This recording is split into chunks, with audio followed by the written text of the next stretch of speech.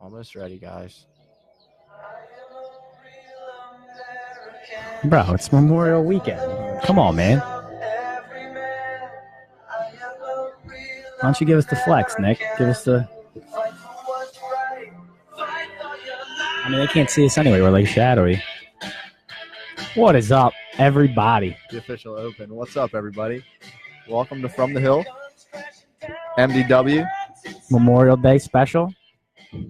the first of its kind. We're trying something new today. If you guys are looking at the camera here, we're outside. We're on my back deck. We're actually coming to you from the hill. This is from Augusta. If you hear the birds chirping, it's because we're on 17 at Augusta. There's some fine folks out here behind us making some noise. Sometimes the microphone picks them up, but I wouldn't worry about that. Welcome to the show. Welcome to the show. I'm going to let the Hulk Hogan theme keep going here, and the YouTube photos of him are pretty funny that are going by too. We do have to mention we have a special guest. We do. In-person attendance over here behind us. He didn't want to be on camera on microphone to be mentioned, Outdoor but Studios. Coach T is here. He didn't want to be mentioned? I missed that part.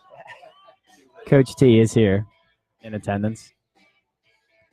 So we wanted to start just talking about Memorial Day overall, a couple things about it. So first, raising a Smirnoff Ice or a Corona, as Nick has in his hand here, to our men and women who have served our country. They allow us to have the freedoms that we have, and a lot of times we don't remember. We always celebrate Memorial Day because it's a holiday and everybody likes to party. We don't remember the sacrifices that folks have made, the fine men and women over the years that give us all the freedoms we have. So everybody that's got family that served, or if you served, this one's for you. Cheers. You allow us to do From the Hill and sit here and drink. That's right. Like a bunch of idiots. Sit here and drink like a bunch of idiots and do From the Hill. So one thing that we wanted to talk about, and the theme of that was, there's a Saving Private Ryan marathon going on right now, and I've watched it like 3 times all the way through. It's a long movie, great movie. Yeah, so does that top your list of military movies, war movies? World War II movies, I think it does. So you break them down like by war, yeah. What your specific individual war movies are. That's right. I like to specify by war. I go general, like military, overall in military. General. All right, so we did sort of allude to it, but give me some of your favorite war movies. So the ones that I just kind of went through, because there are so many of them out there that are really good. And the top 3 that I have are kind of more recent. I know like some of the older ones get more acclaim because they've been around for a little bit longer. But I love The Hurt Locker. Hurt Locker's great. I love Lone Survivor. Great movie. And American Sniper. Yeah, I love all 3 of them. They're all great. They're very good. They're new. You're right. Newer movies. Yeah, it's not that I don't like the other ones, but just more recently, I don't know if it's just fresher in my brain that I like them. But. Yeah, I mean, those are great movies. So I was talking about Dunkirk, and I know, Nick, you didn't see Dunkirk yet. I didn't get to that one just yet. What I wanted to do with Dunkirk was, because personally, and I'd say this, I didn't love Dunkirk. I thought it was very good, but I didn't love it. But the concept of it and the story I thought was very intriguing, and I didn't understand because we realized the World War II history from the U.S. side, right? Because we're Americans and we know about Normandy and when we entered the war. But Dunkirk actually is a town on the front side of France facing Great Britain. And what Dunkirk was all of the troops that Great Britain had sent into France to try and repel the Germans failed the first time, right? So they had to retreat. The Prime Minister of Great Britain thought that his entire force was going to get wiped out in France. And then they were going to, get invaded by Germany after that. Like, they were going to leave themselves open. So he wanted to bring his guys back. And Dunkirk was sort of the evacuation spot. And everybody kind of got trapped there because the Germans were pressing forward to Dunkirk. And that's what the whole movie's about, is trying to get ships in as German airplanes are coming over and just bombing all the warships and trying to get the British forces back to Great Britain, and then a bunch of the French as well, so that they could either hold the Great Britain line or make a counterattack eventually to come back into France. Where does that get on your World War II list? The movie wasn't very good, in my opinion. I thought it was okay. It won a ton of awards. I know. Stuff, didn't it? I know. I didn't love the movie. It just wasn't my cup of tea in terms of a World War II movie. But I thought the story was interesting, and telling that story about Dunkirk, because again, I didn't realize that from an American side that actually was what happened there. Yeah, there's something I learned from every one of these, all the military movies, that you just don't realize it because you go through school and you learn about it when you're a younger kid. But what is the volume on? No, I was giving you the chop for the opener so I can open my beer. Oh, my fault. Thanks, yeah, buddy. so you learn about the stuff as a kid, but then as you grow up, you kind of forget it. And to go back to go back in time and like kind of relearn it through movies. Yeah. It makes it more interesting. There's a couple other ones that I really liked. I liked Three Kings, and there was another one that what was the other one I was saying? Three Kings that's Ice Cube and George Clooney, right? Yeah. That's a good movie. That's a good movie. But yeah, I think Lone Survivor might be at the top for me. Every time it's on, I turn it on. Lone Survivor is really good. Great cast. And you know what? I'm not a big Marky Mark fan in his movies, but he does do a good job in that. It's really movie. good, bro. Nah, I'm not the biggest Mark Wahlberg fan. One that we talked about that I actually really like a lot is Fury. Fury is an awesome I haven't seen movie. that one yet either. Fury's a great movie. So Fury's all about tank warfare in World War II. And the problem is that American tanks were outclassed by the German Panzers, right? Like the Panzer tank would take down 3 or 4 U.S. tanks. German engineering. Yeah. And so Fury is the whole tank crew. It's Brad Pitt is the lieutenant of the tank, and then Shia LaBeouf's in there. It's a cool movie. I highly recommend checking out Fury. So do you have one that's like more old-timey that's at the top of your list? Well, we rattled through some earlier. I really like Platoon. That's Vietnam War, but Platoon's a great movie, and that's from '85. That's the year of my birth. Nice. So I haven't seen Platoon, but the two kind of older ones that we were talking about inside, and I kind of have some mixed feelings on this one, but the Deer Hunter. Deer Hunter is put up there as one of the great movies of all time. And it does have some of the best scenes of all time, particularly everybody talks about the Russian roulette scene as being one of the best scenes in like movie history. I don't know. I kind of it moves kind of slow for me. Yeah, I'm not a big fan of that movie. No. It's been a couple years since I saw it. Totally destroyed. Yeah, we were going to. It's been a couple years since I saw it, but to be honest, I don't know. It didn't do it for me. Great cast, some good action stuff, some good scenes in it, but I don't know. So here you go. You got Tate's round in here. So what do you say about Fury? I don't have Tate on here yet. He's Full Metal Tank Jacket. Combat. Yeah. So all right. So what Tate's talking about, I think, and tell me if I'm right or wrong here, Tate. You're talking about the bullet trackers in Fury. It's a little outrageous, right? Like the bullets going back and forth. So if you know this, so tank fire, every 5th or 6th bullet, I think it was, or maybe even more than that, would be a tracer bullet, so you could see it, so that people would know where to fire if you're trying to give them a target. No, that's pretty cool. Yeah, but in Fury, it looks like Star Wars because every bullet has a tracker on it. And like the Germans and the Americans have different color bullet trackers. So you're watching this open field tank fight and it's just different color, like laser shows going back and forth. It's like watching Fox Hockey. Yeah, that is a little much in Fury. I will say that. And I know that that's not realistic because it wasn't a bullet tracker every shot. It was like every 6 or 7 shot. That's like super detailed. It is. You got to know your stuff to see that detail. Well, and because when you watch the movie, you wonder like, why does this look like Star Wars? And so you look up like bullet trackers overall, what they are in a mag, what they do for you and for others. So if you're trying to target a spot, you'll see that 7th or 8th shot. People can see the bullet where it's going for the tracker. But yeah, Fury has that going on. He says Full Metal Jacket. We talked about Full Metal Jacket earlier, right? That's a great movie. What did you say? We put the scene where the American tanks get. Yeah, I mean, well, the problem was, Tate, like we just said, the American tanks got outclassed almost the whole war by the German Panzer. It was just a more advanced tank, right? But yeah, so Fury, I really like Fury. Yeah, so that's not one of the older ones, but no, another one of the older ones that we talked about was The Great Escape, and that's like a way older one. Yeah, that was a cool one that I saw when I was a younger kid, and it was a fun movie. That is a good movie. That is an old. I would like to go back and watch that now. Yeah, and see. But do you think it'd have the same luster as when you watched it before? Probably, because it would probably bring back some memories. Like I would probably remember some scenes here and there. You know how you go back and watch old movies that you watched as a kid and you don't really realize certain things? You pick up more and more. Oh, sure. And especially now that I'm almost 32 instead of 11. Oh, yeah, 100%. So, yeah, it would be cool to go back and might watch like it more. Yeah. You know, I don't want this to deteriorate into a full movie discussion because there's a couple movies that I could go into for that. But yeah, no, and we got a lot of Great Escape all time. It is an all-timer for sure. Yeah, and there's a bunch of other ones in there, right? Like Band of Brothers. That was a series. Yeah, that was a good series. There's a lot of good movies and series about the World War II specifically. Jarhead was another one that I wanted to mention. We talked about Jarhead a lot. You like Jarhead. I wasn't a huge Jarhead fan. It goes into kind of like the psychological aspect of it. Does. Well, it does. And it went into, that was Persian Gulf specifically, right? And it went into how, I said one of the reasons you don't like Jarhead is because I went into the movie thinking it would be a lot more war, right? And that's actually as the soldiers that were in Jarhead went there thinking it'd be a lot more war, and they don't see any combat. And it's more about the psychological effect that has on soldiers, right? Like preparing for war and then not seeing it. Yeah. No, Jarhead's not bad. I mean, I'm a Jamie Foxx guy, so I like Jarhead. All right. So as we drink our beers, let's put the movie talk to rest. Let's get into sports. You ready, Nick? Yeah, I'm ready to talk. Let's From the Hill Sports. We're gonna start in the NBA, and we're gonna start with last night's game, big Game 7. The Cleveland LeBrons take out the Celtics, and LeBron goes to his 8th straight finals. Give me just your first reaction to Game 7 and the Cavs moving on. So a couple big step ups.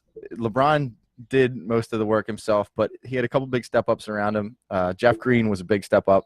You weren't seeing that coming, were you?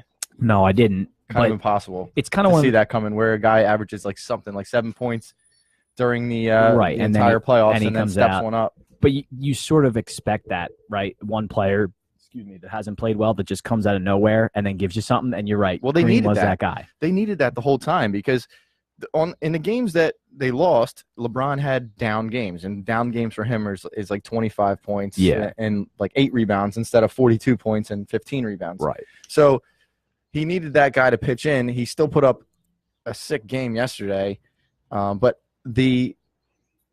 I think it was a lot to do with the Celtics kind of not being there. So a lot of guys on the Celtics didn't show up. Well, you're right. And that's sort of the recap of Game 7. And you've seen it all over Twitter. Actually, the Stool president's all butthurt because the Celtics lost. And he keeps saying, well, LeBron didn't do it, but the Celtics, didn't. Yeah, but the thing is, that's part of it. These are young guys playing a Game 7, and they didn't play well at all. Overall, I think it was a sloppy game. And just looking at the final scores, going through, once we got to the fourth quarter, I actually said I'm like, this is a really low-scoring game. And it was kind of it wasn't like the other games. It didn't feel the same pace to it. It was a crazy low-scoring game, now that you mention it. Midway through the fourth quarter, it was one team was still in the 60s. It was a crazy low-scoring game. Yeah, so that stood out to me big time. But that favors the Cavs. A muck and grind type of game favors the Cavs, and that's why they came out on top. It's like we said every show leading up to this. At some point, the Celtics were not going to shoot the way that they've been shooting. Right. We keep saying it over and over again, and they had that game last night where what was the final? The Cavs won by like 9, I think. Yeah, they were in the 80s or something like that. It was a very low-scoring game. It's interesting because I was watching like how the Celtics kind of played defense. They let up a lot on the pick and roll last night, so LeBron would take the ball up and they try to double way up high. Tristan Thompson does his run up thing, tries to set the pick and roll, and they still didn't defend that. He was doing it every time. The pick and roll was happening every single time, and they still were not picking that up. No, and what happened late in the game I saw actually, and it was kind of the dagger, was they tried to change it. They tried to start switching high, and Al Horford got stuck on LeBron, and LeBron went right by him. And late in the shot clock and got an easy bucket. I think the Celtics got themselves confused defensively in Game 5 and Game 6 because early on in the series, they were hedging everything high and switching automatically. And so that stopped working in Game 5 and Game 6 a little bit, and the Cavs started scoring more, so they were trying to play true up, stay high with the guy on the pick side and try and hedge the shooter, but then drop back and not switch. And I think they got caught up in that a lot because when the big man would roll, especially like Tristan Thompson, that's what LeBron wants, right? It's literally the only thing Tristan Thompson can do. Oh, yeah, and then roll the bucket, and LeBron likes that, making the defense make a decision because he's going to make the right pass or the right play every time in that situation. But if that doesn't work, you saw a lot of possessions kind of break down. And even when it did work, if there was somebody there to guard Thompson, he's not getting the ball to anybody. There was that one play where Korver was like wide open on the wing.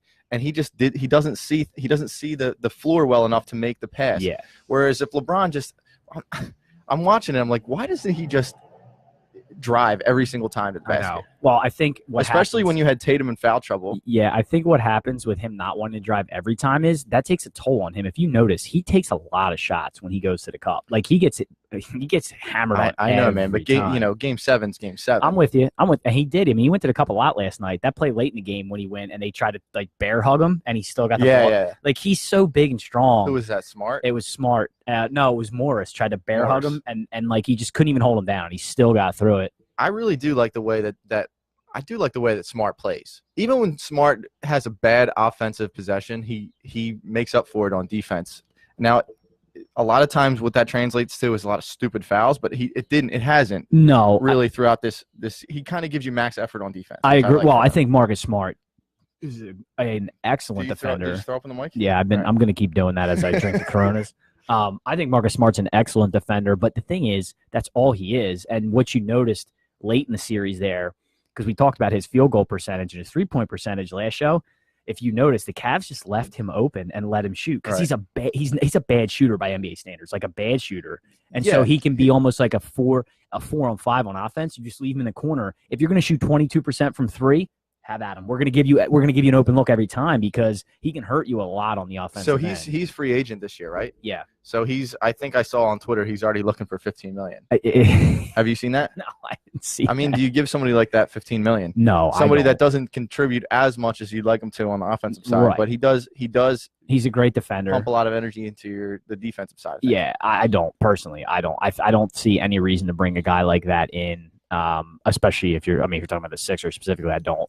I think Marcus Smart does a good job for the Celtics, and when you've got two more guys like Kyrie and Hayward who are going to come back who are like full offensive guys, then that's great because you can bring him in just to play D. But again, when he's in there in the half court, you notice teams taking advantage of him by playing off of him and helping the other guys because he can't shoot. He just can't. He's by all stretches of his 5 or 6 NBA career a bad NBA shooter. So that's what teams are going to do. It's almost like the Ben Simmons thing, right? Like you play off of him and just say, okay, take a jump shot. That's what they did to him late, and it really but Ben Simmons obviously does. Well, Ben does so much more. Yeah, Ben is so so much more offensively gifted because he can get to the cup and he's a better passer and he's bigger. But Marcus Smart almost can be a hindrance for you out there on the offensive side. I just love saying Marcus Smart. So I think he has to stay in Boston so we can continue that. Marcus, where do you want? I need to open her, buddy. Where does this land for you on the list of achievements for LeBron? Because there was a lot of talk of it after the game, and Doris Burke was not ashamed to tell him, like, hey, the rest of your team stinks, bud. How do you feel about dragging them through the playoffs? Which, by the way, LeBron didn't like that one bit. Did you see his reaction but there? he, as he always does, handles things in a very classy way. Yeah, he gave Doris the Doris. Like, I don't know, Doris. Yeah, Doris. Ease up, Doris. Yeah, he's like, I don't know, Doris. So, yeah, you've seen a lot of memes today and a lot of things come out on the internet about LeBron making his 8th straight finals. And that is just, at its surface, kind of insane, right? Just the fact that you can make 8 straight finals is arguably the greatest sports achievement in the modern era. Well, that's an interesting one, but there's a lot. The argument for or against it is that the East has been so bad for so long, but even over that stretch of time, there had to be a team. True, and I think, yeah. Well, part of the reason why I've always said LeBron wouldn't leave the East is because of that. Because basically, he himself is worth a finals appearance in the East, obviously, because it's been 8 straight years. But still, I mean, just to be able to get to the finals 8 straight years is incredible. Without injury, to avoid injury, to avoid playing as much as he does and leading the team in minutes and contributing like he does and never faltering in a game 7 like we saw last night. I mean, I can't think of a better team sport accomplishment in the modern era than that. Yeah, it is the way he paces himself too. Because the arguments for Jordan now at this point have been, well, Jordan was 33, 34, and 35 and led the league in scoring, and he led the league in minutes and stuff like that. And LeBron can, if you really watch LeBron play and you don't think that he can just do that if he wants to, then you're crazy. I think he can do that whenever. If he set out at the beginning of the season, he said, I'm going to lead the league in scoring this year. You don't think he could do that? It's a good question. I think I was going to say yes automatically. I don't know if he could. I think it would take a lot out of him, and it's a little bit different. That's what I'm saying. The reason that he doesn't is because he's looking at the long term. Sure, but I think for him to score an extra 6 to 8 a game, it sort of changes the way he plays, right? As opposed to a guy like Kevin Durant, who's led the league in scoring twice, and 6 to 8 a game. What do you mean 6 to 8? He would need an extra 6 to 8 a game to lead the league in scoring points. And I honestly, if he goes full bore all the time, I don't think it would be that big of a problem. Now you may see problems with injury and stuff like that and fatigue when we get down to the later stages of the season and he can't play anymore because he's cramping up or he's injured. But I don't know. I think if he said, I'm just going to go ahead and lead the league in scoring this year, I don't think it would be a problem for him at all. I don't know. I think it would be just because I think there's better pure scorers in the league than him. And I think he's never been just a pure scorer. Has he ever led the league in scoring? I don't think he has. I don't know. I don't think he might have once or twice, but because he's always going to have 8 assists a game too. Like he's not a pure scorer, never has been. Although to your point, he can really get to the cup whenever he wants. To me, guys like Durant and Curry, who are just pure natural scorers, it just comes easier to them to score. But they're not putting up 8 assists a game and 10 boards a game. More pure natural shooters. You know, Well, they are scoring. I understand that, but they're doing it from long distance. Well, Durant does it from everywhere on the floor. Which Durant does now, but he's not gonna dominate and drive the lane and take to the cup with as much power as LeBron. Not does. like LeBron. And how easy it is for LeBron. It's not the same for Durant. No, but Durant can get whatever he wants whenever he wants. All right, we're kind of picking apart little things here, but I'm saying is that the argument for Jordan was he could have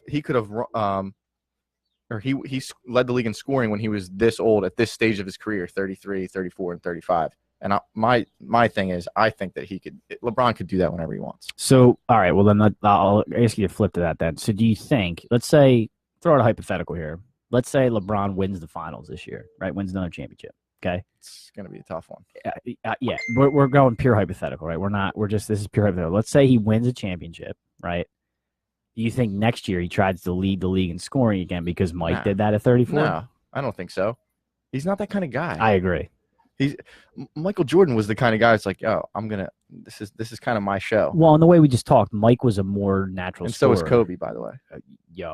I saw your comment on Facebook. You're lucky I let that go to my timeline, number one, because you know how much love I have for Kobe. It's really true, though. But it's really true, though, that he puts be careful. He puts this passive-aggressive thing out on Facebook that, don't stop arguing about this. We're all the best players. We're all the best players ever. Relax. Me, Mike, and LeBron. Don't worry. You don't have to argue about it. We are. We're just gonna be the best players forever. Listen. So passive aggressive, Kobe. Listen, Kobe Bryant is unequivocally the second best 2 guard of all time, and I don't want to hear any other thing about it. All right. From the early 2000s. Let's move on. Ever. Okay. Ever. So we were talking about the East, and I saw Tim Legler broke down the Eastern Conference this year with the Cavs. He did catch some flack because he picked the Celtics in the series. Basically, what he said is, again, when you look back at the East, like he likes to every year with LeBron run through the East, like we just talked about, look at the teams that came through here for the East this year. And he was like, so your contenders, the Celtics and the Sixers are just too young, right? And the Celtics were too hurt with missing Kyrie and Hayward. Right. The Raptors are mental midgets, right? And LeBron owns them. And your boys in Indy overachieved this year. So I think that's all fair. Yeah. So that was basically like his recap of the East. And I wanted to share it because I thought it was perfectly right on point. I think that's all fair. And, why wouldn't you pick the Celtics moving into this? I mean, I know that the Cavs swept the Raptors, but the way that the Celtics were playing against the Sixers, so at that point in the playoffs, it looked like the Celtics and the Sixers were the best teams in the East. Yes. So when you kind of pull the type of series that the Celtics had against the Sixers, I think it looked like they were going to steamroll the Cavs, but yeah. He turns it up a notch, man. He always turns it up a notch. Meanwhile, when the Cavs steamroll the Raptors, nobody really bats an eye. It was like, oh, ho-hum, Raptors again. They stink. Yeah. Mental midgets. See you later. I didn't think it was going to happen. I'm often wrong about that sort of thing. Yeah. I mean, you got to stop saying that stuff on air, but yeah. But yeah, I mean, I'll be honest with you. I didn't see a sweep there. I thought the Cavs would win in 6, maybe 5, but I didn't see them. I forget what I said. I did not see them just completely owning the Raptors in 4 and just, breaking Drake's heart. Your boy. He's a great coach. Yeah. Way better than Ty Lue. All right, let's talk about It's a way better coach than Ty Lue. Ty Lue. Get me started. Let's talk about the West. Let's talk about tonight's game. Warriors-Rockets. Big Game 7 in Houston. Okay. We just got some game time news. Iggy's out. CP3 is a game time decision. I mean, he's playing, right? There's no chance he's going to play, but it's going to be tough. Right. I mean, there's no chance he at least doesn't play. He's going to go out there and try and give it his best. So those injury updates being henceforth, who do you got? Golden State. I have Golden State. Yeah, me too. I mean, I love the Warriors. I think they're the best team I've ever seen. I think they're the best NBA team ever assembled, and they're going to win tonight and go to the finals. It's too much firepower. They're too good. And there's no way that Paul's going to be playing the way he's capable of playing. And Because without if you ever him- played with that hammy, Yeah. And without him, without his, I actually tweeted this out, without his late shot clock heroics, which is what he's been putting up, right? Like those ridiculous late shot clock shots that go in. And the one he gave Steph the little shimmy when he made it. I think it's more than shot clock heroics that he brings. But yeah, I mean, I get what you're saying. Yeah. The offense is being run through him now. When Harden goes into his shell like he has been, the offense has to go through. So let me ask Has you a to start question with about Paul. Harden since you went to him. Does he really disappoint you with his performances in big playoff series? How could you not be That's disappointed? becoming a trend, isn't it? How could you not be disappointed? He disappears. Disappears. And you know what I've noticed too, and I heard this a lot. He starts off a series really effective, like game 1 and 2.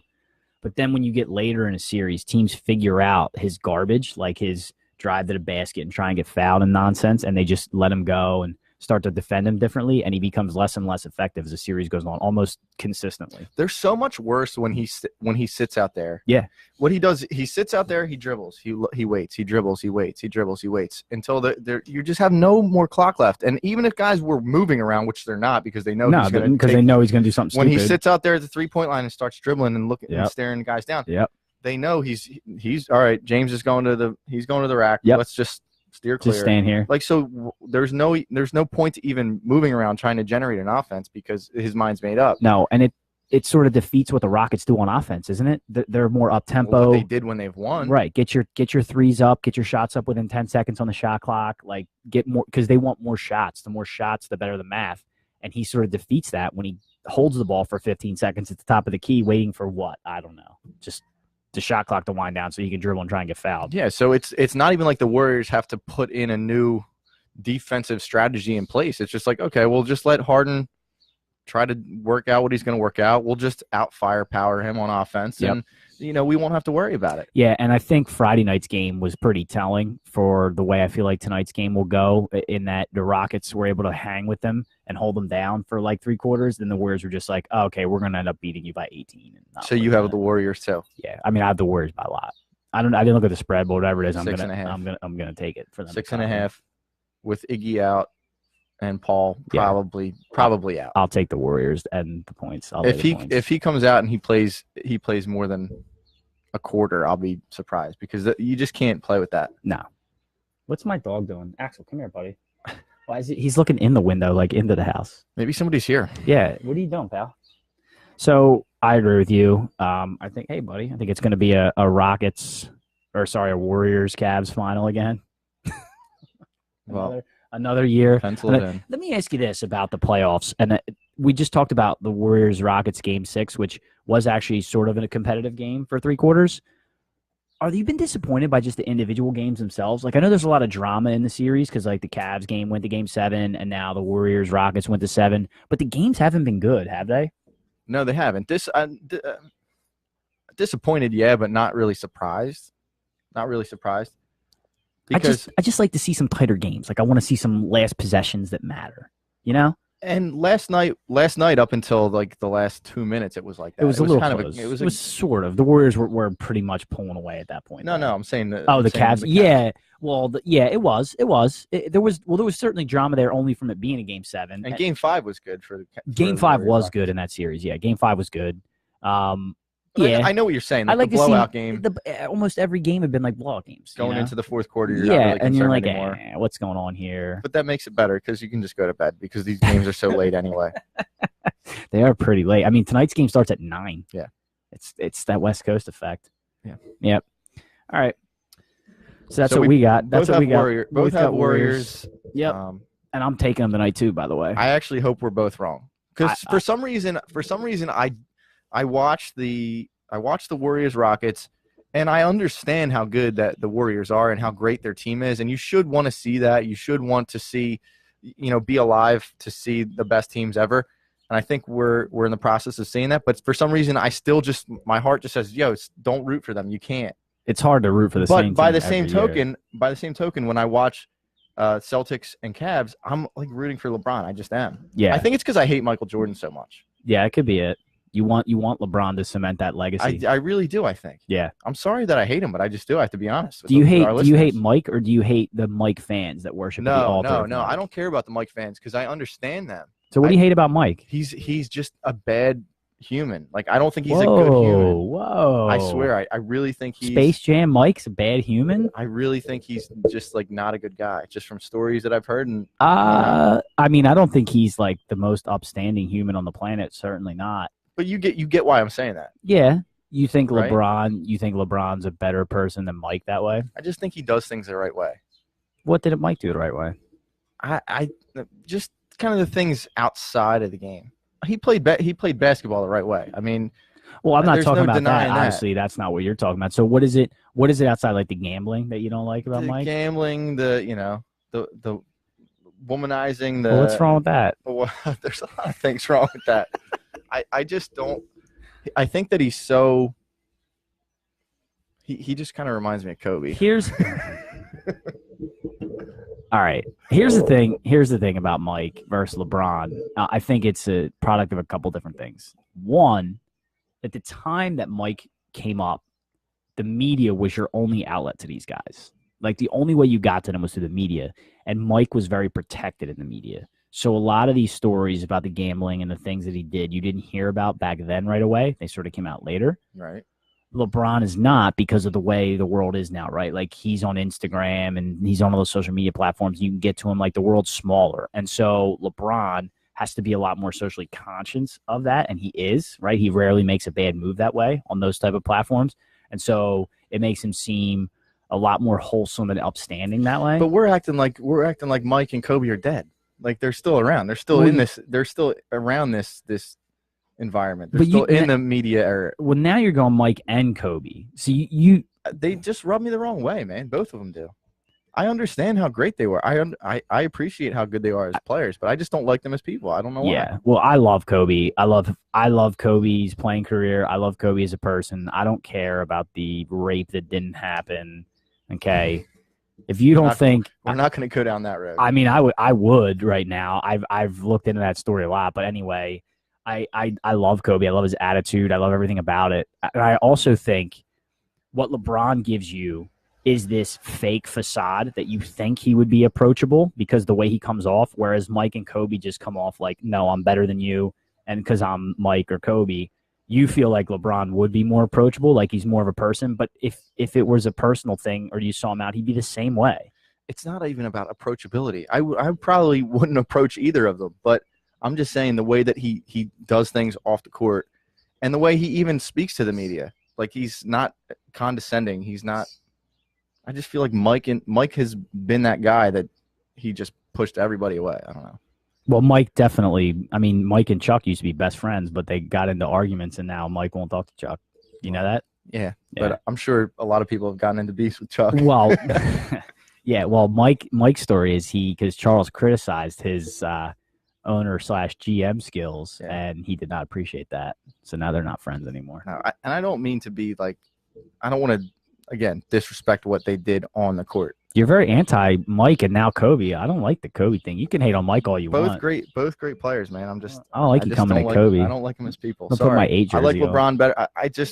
I'm just giving you my honest thought when I'm watching the game is I want LeBron to win, and I don't want the Warriors to win. I don't know why. I don't know why that is. I'm just telling you what I'm thinking. I think in your case now you've sort of revealed your hand in that you want the Rockets to win because LeBron would have a chance to beat the Rockets. The Warriors are going to smash the Cavs. I think whoever comes out of the West is going to win. I don't think. But you agree that they'd have a better chance against the Rockets? Yeah, absolutely. Yeah, because the Warriors are just going to steamroll them.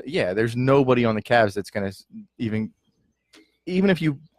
How do you defend that? No, you can't. With that team. No, you can't. Literally, the Warriors are going to roll through them. If the Cavs get one, they'll be lucky. Yeah. Yeah, but if it's the Rockets and CP's hurt, like they may have a chance. Yeah. You take Harden out and figure out the other guys. Sure. All right. Sorry, I hate Mike, guys. I'm more concerned about you hating Kobe, to be honest with you. I'm not a Kobe guy. I'm more concerned about the Kobe part. I don't care about the Mike part. Although Noof just got on, he's not going to like you hating on Mike. But I'm good with that. So let's go to the NHL Finals because there's a lot I want to talk about here, more than you think. Let's start with. I think what you're thinking. Yeah. I Okay. think All I right. know Cool. what you're That's thinking. gonna be funny then. All right. Yeah. So let's start overall NHL Finals. Oh, there he is. Yeah. See Jordan. He already said Jordan's the best. So Caps versus Golden Knights. There's a huge storyline here on both sides, right? Because this is Ovechkin's first foray over this roadblock that he's had his entire career. So he gets to the finals. And then the Vegas Knights, they're this expansion team that makes the finals.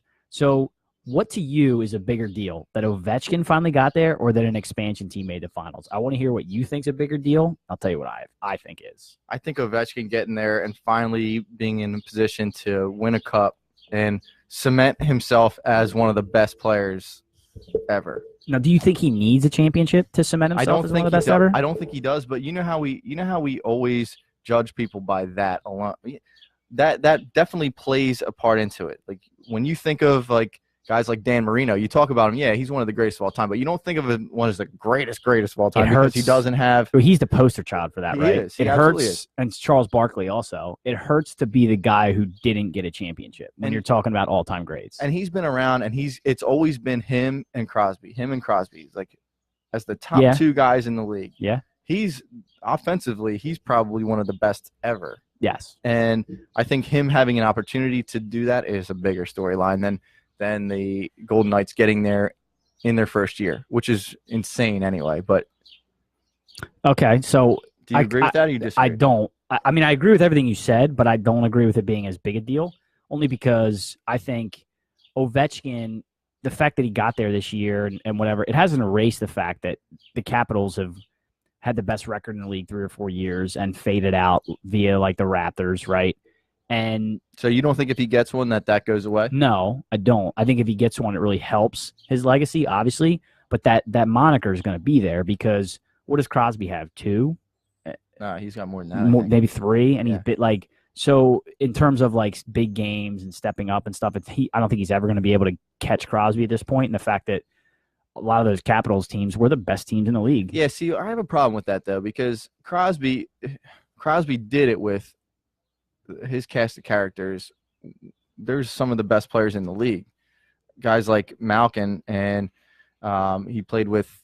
I know you think Ovechkin's a better player than Crosby, right? No, I don't necessarily think so, but I think he's up there with him. He's one of the best players to ever play. He's certainly up there. I know everybody around here hates the Penguins, but to me, like Crosby's a better player than Ovechkin. Overall, absolutely. Yeah.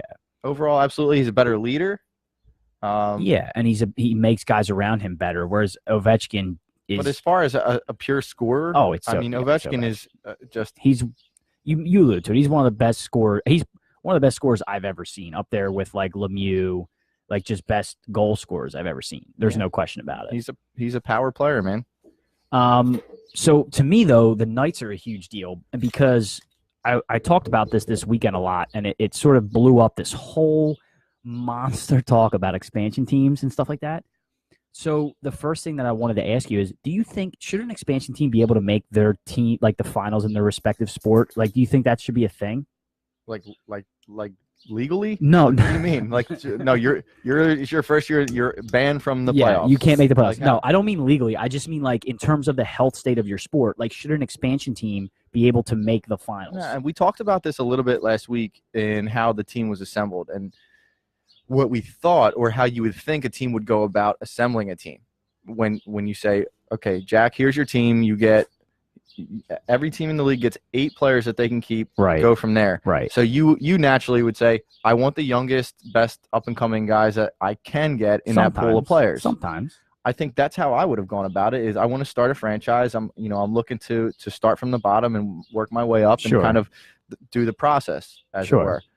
They did not do that. They went for best available. So if you go through their roster, there's a lot of guys that you're like, oh, I remember him from Washington. I remember him from Pittsburgh. I remember these are experienced guys that have been in the playoffs, and they went about it and they said, well, let's win this year. They obviously did it the right way. Sure.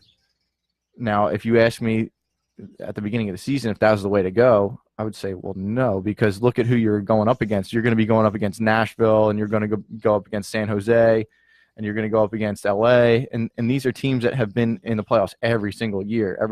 They're if you ask me that, I'd say there's no shot of making the playoffs whatsoever.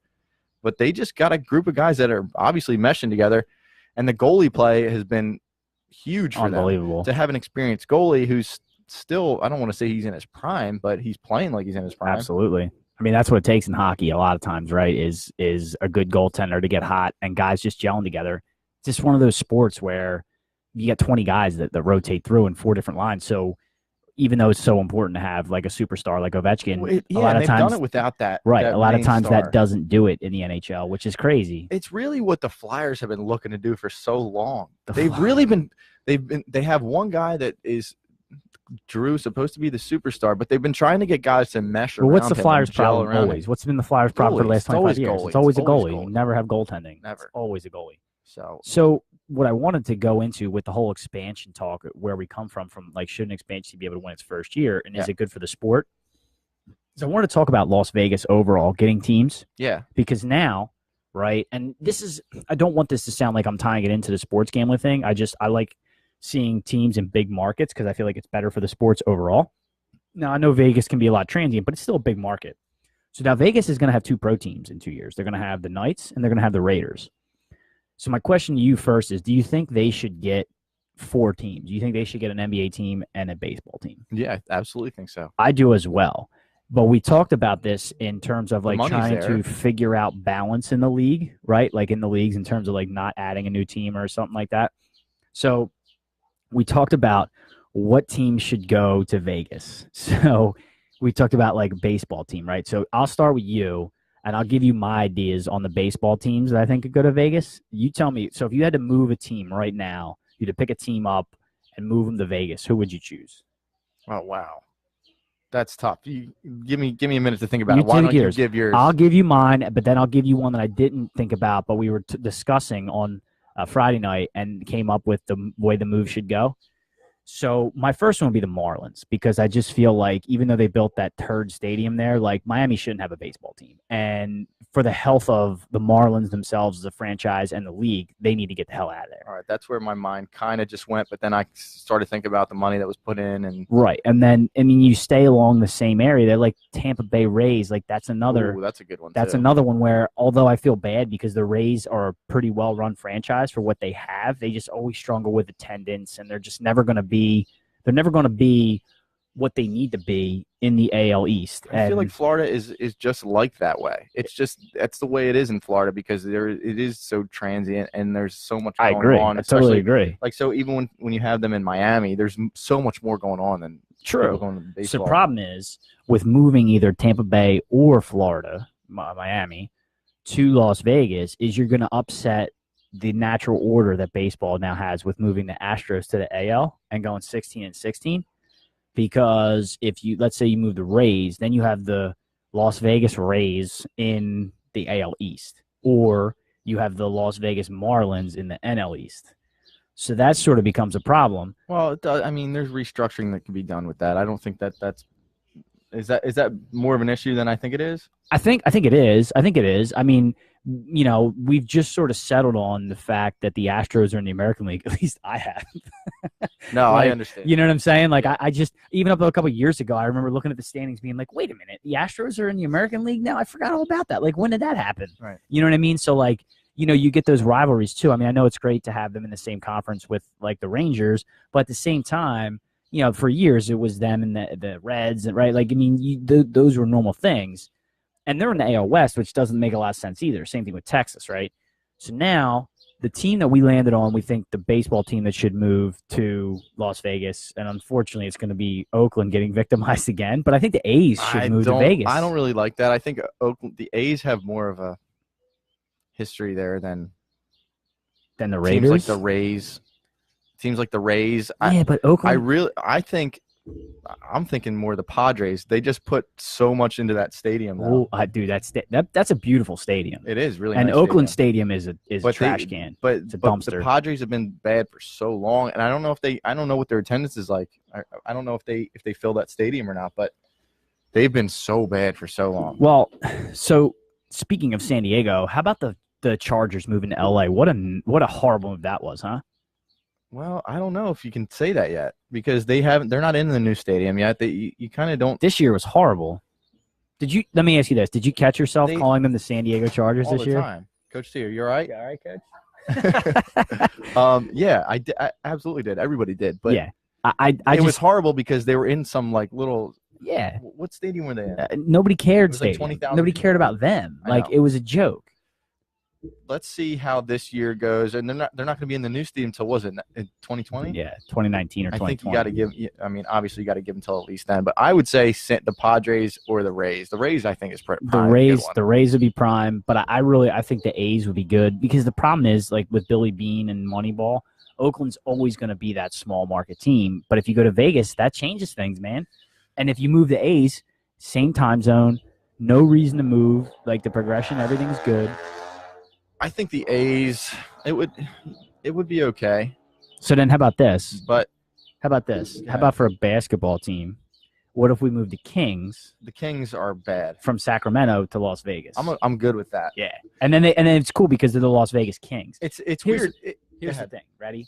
If you move the Padres to Vegas, it's the Las Vegas Padres, which doesn't make a ton of sense. But if you move the A's, it's fine. The Las Vegas A's, like A's can be anywhere. You can rename teams. Teams have been renamed. Yeah, but I don't like that. I like keeping the team brand, especially if you're moving somewhere close. Like the Las Vegas Kings is fantastic, right? I mean, there's a nice ring to the Las Vegas Kings. That's pretty cool. You know? There's so many teams in the NBA that are just you wonder how they keep it together. Like the Jazz? Not even the Jazz in Utah is like the only thing going in Utah. That's actually pretty true. So, and they have a good following. So I'm thinking more like the Timberwolves and like the Magic and the Magic have like a cult following, dude. Orlando does fine. That's from Shaq, but that's gonna wear out quick. They do fine. I don't worry about Orlando as much as I worry about like Sacramento. But, first off, does California need 6 basketball teams? They got 9,000 basketball teams in the NBA. I agree. It's ridiculous. There's a lot of people there. There is a lot of people there, but like they got a ton of teams out there. There's a lot of people there. And guess what? You know what? 10 years ago, I would have said move the Warriors. You're not wrong. Let's go through California and your basketball teams, right? You got the Clippers and the Lakers in LA. Yeah. You got Sacramento Kings. You got the Golden State Warriors. And there's one I'm missing. There's a 5th team in California. Who am I missing? You said Sacramento. Sacramento, Golden State, and there's 2. You got both teams in LA, and I think there's one more team in California in NBA.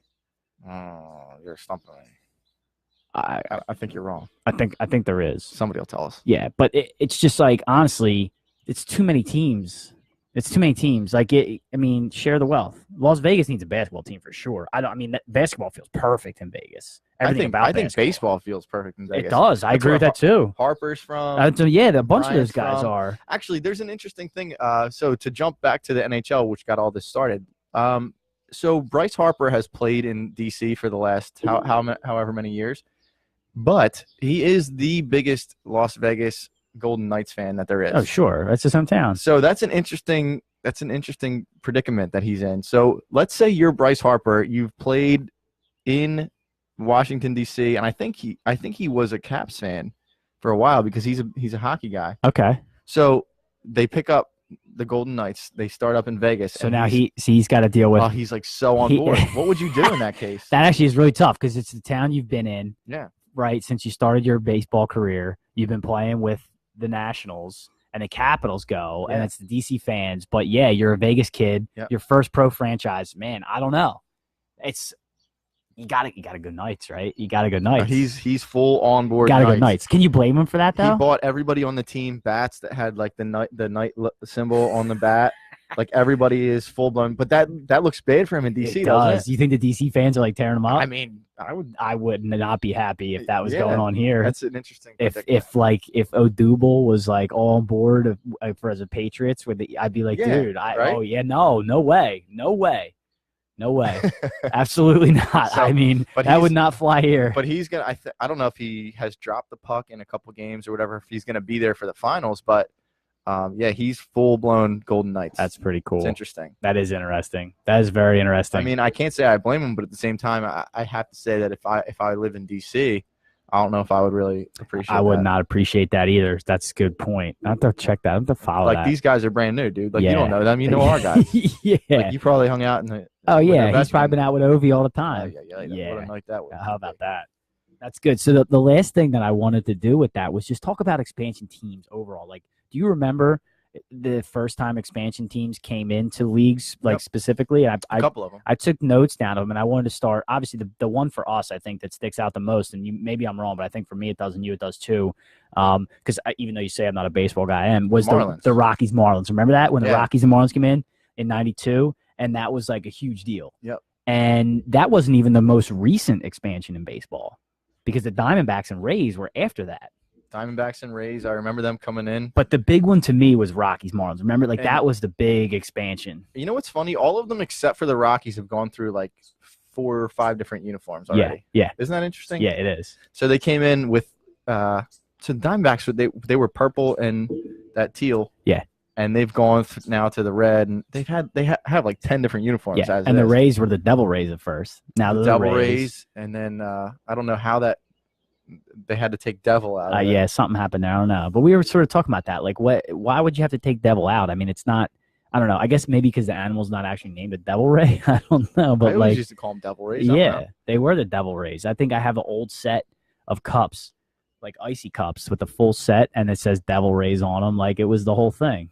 I have been to that stadium, and it doesn't feel like a baseball stadium. It really doesn't. I've been to Tropicana Field, and it just felt very. Well, how about like Minnesota before they got their new stadium, like the old baggy out at the wall? I like the old look Twins, baggy. man.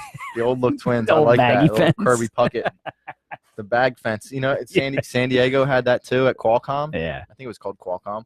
They had the old fence that if a outfielder went through it, it looked like he was running through a trash bag. Yeah. The other one that stuck out to me was in the NFL was the Panthers-Jags. Remember when it was Panthers-Jags for the expansion? And the Jaguars were very successful. Jaguars were good. Mark Brunell, they had Freddie Taylor. Following. Yeah, they were good. One of my good buddies is still to this day, really huge Jags fan because of Fred Taylor. Yeah, Freddie T. They had some players, man. Jimmy Smith. They were a good team. A good team. A couple years in. It took them a year or two, but they competed quick. Mark Brunell. Yeah. They did have a good team. And actually Carolina did very well. Their second or third year. It took them 4 or 5 for Carolina, but yeah, Delhomme, and they had that. They beat the fucking Eagles. Delhomme. It's not how we say it. But yeah, they did beat the Eagles with Delhomme and Kevin Green and garbage team that should have never beat that Eagles team. But that's for a whole nother. The Marlins when they expanded did the same thing. They won a World Series in 1997. In 97 and 2003. Does it blow your mind that the Marlins have 2 World Series and they completely blew up the team both times right afterward? Both times. Yep. That made me so mad. The fact that they have 2 World Series and the Phillies only got 1 in that stretch makes me so mad. Edgar Renteria was a big piece. Yeah. Moises Alou was on those teams. Dutch Dalton was on the 97 team. Was Piazza on that team for 5 days? Now Dutch Dalton was on the team. Who else was down there? The big deal for them was Jim Leyland was the coach. The big deal was the Marlins Red Sox deal. They traded Josh Beckett for the shortstop. Miller's checking in. He probably played with all these guys. Who's the shortstop that for who? That the Marlins traded to the Edgar Renteria. Yeah, that's what I just said. Yeah, they traded no. Who's the other one? The big shortstop. I think he's back in Boston now. Hanley Ramirez just got Hanley cut. Ramirez, that's him. They traded Josh Beckett for Hanley Ramirez. That was a huge deal back then. So yeah, Hanley Ramirez just got released yesterday. Yeah, but he was a stud on that Marlins team, and the Marlins traded Beckett to Boston for Hanley Ramirez. That's some big names. That's some big name knowledge. And you say I'm not a baseball guy. How about that? About that baseball knowledge. And then the 03 team, you know who pitched on that team? The Marlins gave him a monster deal. Hold on. Kevin Brown, that's right. They gave him a huge deal, take him from LA to pitch on that Phillies, team. Wasn't he? No. He never came to the Phillies? No way. I could have swore he came to the Phillies. No way. Who am I thinking of? Kevin Millwood. That's who I'm thinking You're of. thinking of Kevin Millwood. You know what we were just talking about with the Phillies? The pitching staff on that 08 team was not very impressive. With the Phillies? The 08 team, it was Cole and the boys, man. Holiday wasn't here yet. Lee wasn't here yet. It was Cole. Who was your second starter on that team? Do you remember? Brett Brett Myers. Brett Myers. Joey B. Joey B. And who was your 4 starter? Kendrick. Jamie Moyer. Jamie Moyer. Jamie Moyer. Wait, was Kendrick? Kendrick was probably a 5th starter. Kendrick. I don't know if Kendrick was on that team yet or not in I 08. think he might have been. I do not know if he was. Interesting. Dave checks in. Played with most of them. That's right. They beat the Indians in World 97. Series. And that Indians team that Miller's talking about, Miller was part of that organization. That team was stacked. Yeah. Lofton, both Alomar Manny brothers, Ramirez, Manny, Tomey, Carlos Baerga. Joey Bell, otherwise known as Albert Bell, right? Wow, that's some good. Oh man, there was Derek. Kevin Lowe. Brown, right? Was Derek Lowe on that team? He might have been. Was he on the Indians? Who's the pitcher I'm thinking of that was really good for them? Their pitcher. Who was their good pitcher? They had. What's his name? Was the shortstop? Real good fielder. Omar Vizquel. Yeah, real good fielder. Could hit for shit. He was on the same lifting program as Miller, Omar Vizquel. Who was the third baseman? Who was the third baseman for the Indians? It was who was the third baseman for that Indians team? I know this too. He was a good player too. He's gonna drop it on us. Yeah, the Indians. The third baseman for the Indians team. Lofton was in the outfit. Was David Justice on those teams yet? Or no, he was still with the Braves in 97, wasn't he? Yeah, I think so. Yeah. Jarrett Wright. Jared Wright. Oh yeah. Yeah. That's a throwback name. How about it? All right. That's perfect timing for Miller to go. That Indians team was stacked. It's a shame that Indians team never won anything. That was a really good team. They could hit the shit out of the ball. What they had the it was like the black dirt. Yeah, it was. That's Cleveland team. Field, Jacobs Field. Yeah. Yep. Well, that's it, boys and girls. We're going to wrap it up here. It's been a pleasure having you all on here for another show. Matt Williams. That's right. He was speaking of Williams. Speaking of expansions, Wow. expansion teams when he was the Diamondbacks. How about third baseman, that? wasn't he? Matt Williams. When they went to the World Series. I think I 2001. feel like he was like coaching that team. Was he? Yeah, seriously. thought he played on that team. I feel like he was like coaching that team. Wow, that's a good name. Didn't Matt Williams finish like second in the MVP voting one year? He had a monster year. Maybe when he was in San He Francisco. was always pretty good. He was a good player. How about that? That's some crazy stuff, man. Good old baseball time. Dave, thanks for jumping on and dropping some knowledge. Yeah, appreciate it. We'll have to have you on. We'll have to have you on when we do a full baseball segment. board baseball. Yeah, we'll do a full board baseball because once we get into the summer here, it's going to be a lot of baseball. Yep. We'll have some fun. As soon as LeBron wins this championship, It's not going to I happen, hope bro. the Rockets win. It's not going to happen, bro. Sorry to break it to you, but ain't going to happen. So that's it, guys. We're going to wrap this up. Nick and I are going to keep drinking. I got to roll to a barbecue. Oh, yeah, Nick's going to leave. Coach T's here. We're going to keep drinking. Coach T's probably asleep on the couch. Coach T might be asleep on the couch. My little Boston Terrier's trying to get in there. As always, thanks for everybody for hopping on. Remember, if you don't subscribe to the show, make sure you get us on YouTube and iTunes podcasts. Search From the Hill. Put the underscores in there so you can subscribe. That's it. Nick, Free you got swag. anything else for him? No, happy Memorial Day, everyone. Everybody have a great weekend. Be Everybody safe and Be safe. Enjoy Memorial We'll see weekend. you next week. Big announcement coming up from the Hill. We're going to be doing a live show. About to lock it in. It's a little teaser there. More info to follow. See you guys. Thanks. More info to follow.